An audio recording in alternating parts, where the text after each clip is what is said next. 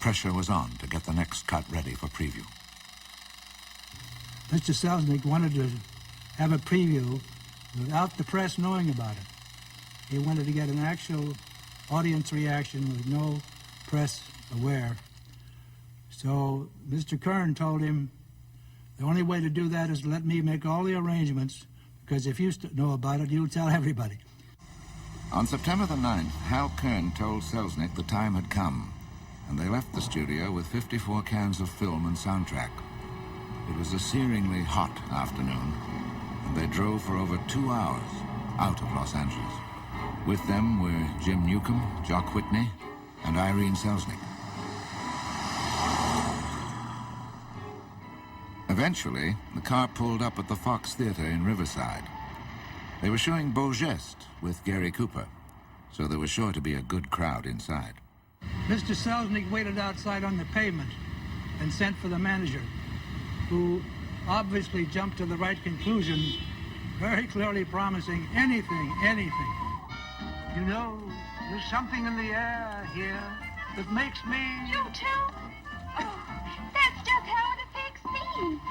And sometimes I wish some big, strong man would just grab me and run off with me. Mother and I came to the theater that night because it was so very hot outside.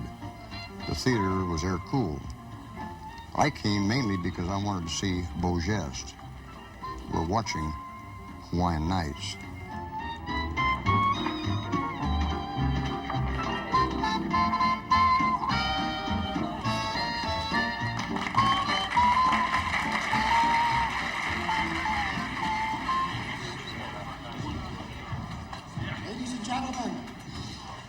Ladies and gentlemen, may I have your attention, please? The house lights came on. A man went on the stage and announced that we were now going to see a major studio preview. Of an important new film. What's the picture? What? Who's in it? I'm sorry, I can't tell you what it is, but I can tell you it's a little long, folks, so if any of you want to call home, please do, because from this moment on, the doors will be locked and nobody new will be allowed into the theater. We were anxious to see how it was going to go. Was it really as great as we thought it was? To be the judge, not the critics and not the reporters. Thank you. The final titles were not yet made and the music wasn't written, so Hal Kern had laid in music tracks from The Prisoner of Zenda.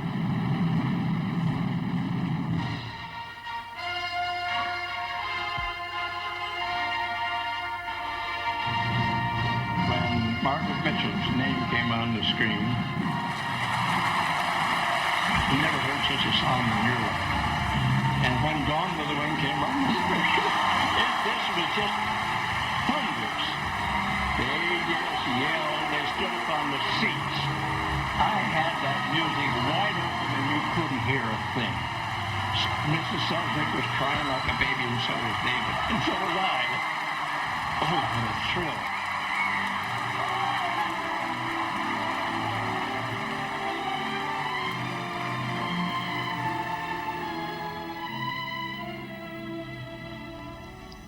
When Gone with the Wind finished playing, you could hear a pin drop. The audience was just stunned. That's when I turned to my mother and said, "Now can we see Beau Geste?" I don't seem to be able to find any fault with the picture. I believe that it is the best picture that ever was or will be produced. A long picture, if good, is well worth seeing. Leave it long, but cut everything else. News, shorts, everything. Gone with the Wind is happily stuck to the book. It's I'd like to say that I think Vivien Leigh is one of the most super colossally great actresses I've ever seen. Don't cut the picture, cut everything else off the program. I want to thank you for allowing we folk in Riverside the privilege of seeing it first. every adult man and woman should be required to see it and pay close attention.